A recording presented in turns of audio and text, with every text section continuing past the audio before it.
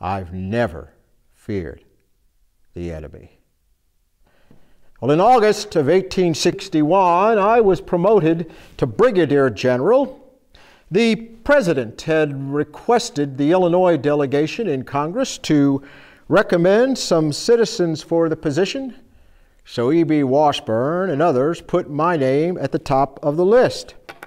I presumed it was because my forces were well managed and had successfully limited the enemy's operations in parts of Kentucky and Missouri. Now, the Battle of Belmont was a prime example.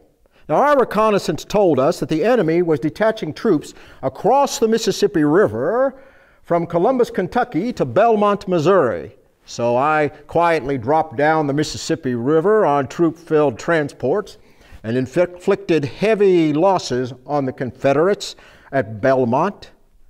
Well, the rebels were stunned by our attack. You know, I used 2 horses during that battle.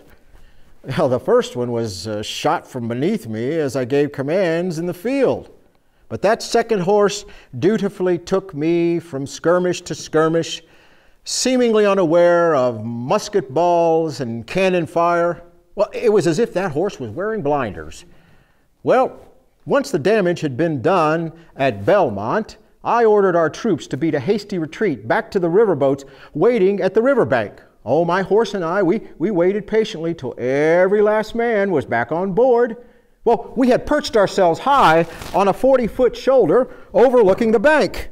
Well, I was waiting for all the men to get on the boats. Suddenly, I heard the rumble of a Confederate force coming out of the woods after us. Well, the troops were screaming for us to get back on board. The boats were pulling away. So I turned to estimate the size of the enemy force.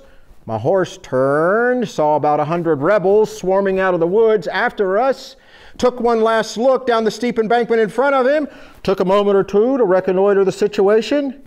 Then he slid 40 feet down that bank. The troops gave us a glorious cheer as we pranced on board. I guess that old boy thought he was some kind of hero.